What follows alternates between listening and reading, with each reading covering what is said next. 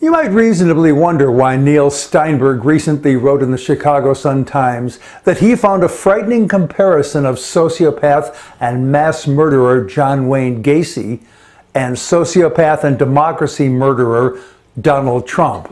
That's my descriptor. Trump has gotten away with so much because he has appealed to long-simmering American anger and because he is in reality an autocrat, a dictator. He removes those still clinging to a shred of integrity and replaces them with sycophants. He issues threats and intimidation to everyone else, all of this to the cheers of the angry mob. It's just what autocrats do. Think the Nuremberg rallies. As Steinberg writes, quote, "In a totalitarian state, the leader is the king and his word is truth. His word is law. Period," close quotes. He rules unhindered by any pang of conscience or shred of humanity, with an unshakable sense of superiority. That's how fascist leaders roll, and that is what the GOP is threatening to unleash full throttle upon all of us. Indeed, as Steinberg writes, quote, "A vote for most Republicans is a vote to end voting," close quotes. Gacy wasn't too different from that narcissism, and at least 33 people died in agony by his hand. Now consider the potential head count of a sociopathic narcissist with the nuclear secrets in boxes in his basement. My day job is to deliver keynotes and workshops, mostly to C-level people. These sessions are focused on how they can be better leaders, producing more engaged, happier, and productive followers. The foundation for that is a basic human being thing. Call it a principle of human being 101. See leader, emulate leader. The way the leader shows up, how she or he behaves, is how followers will behave. The intensity of emulation varies, but the principle holds. So if the leader lies, followers will lie. If the leader is cruel, followers will be cruel. If the leader denies easily observable facts and reality, so too will followers. And that is exactly what we've seen in Trump followers since we heard the hate-filled 2015 carnage claims and finger-pointing brayed from an escalator.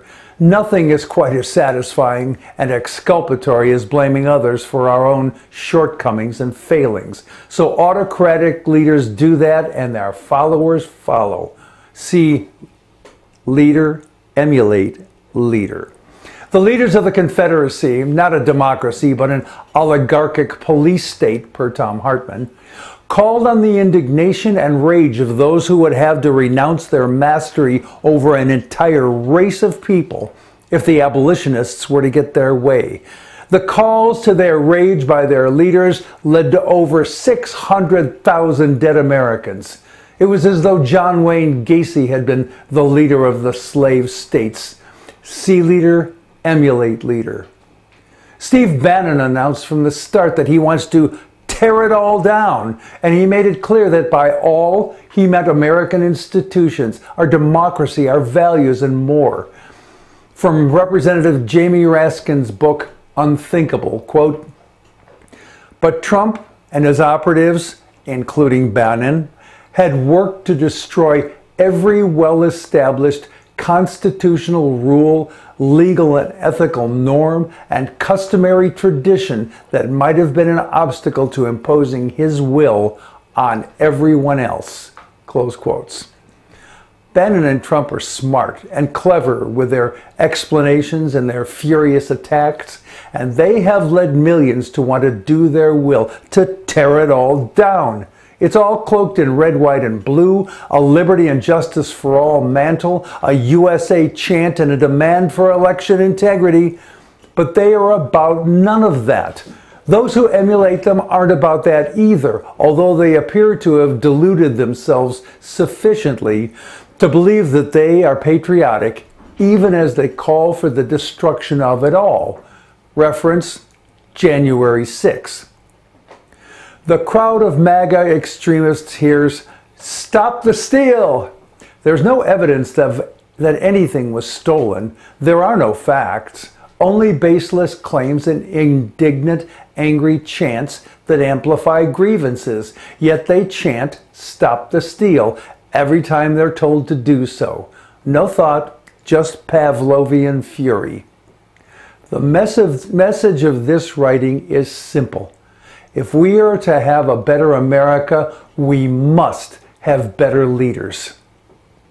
I don't mean leaders who are better liars, or who are more cruel, or who are more deft at reality denial.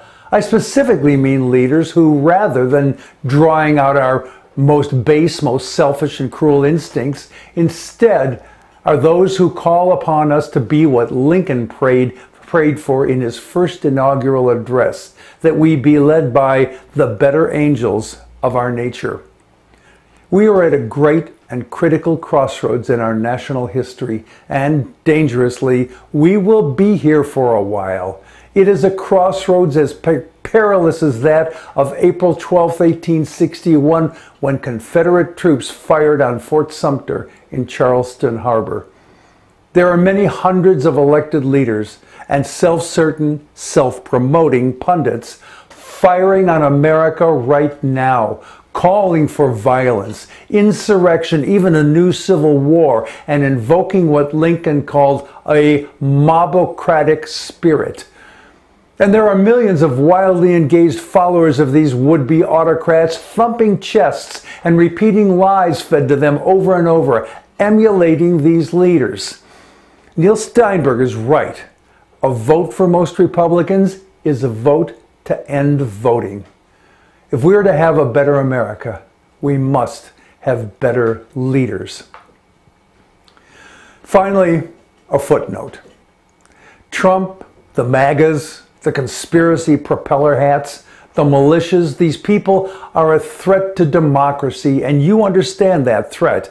I know you do because you keep yourself informed. You wouldn't be watching this unless you wanted to be informed. But most Americans are not well informed. Their concerns are their kids and the price of gas and food and housing and what's on cable and perhaps finding a better job. With all their concerns, they just don't have the bandwidth to think about democracy. Besides, it's already here, secured, they believe, by prior generations. Yet it is so very fragile. I'm Jack Altshuler.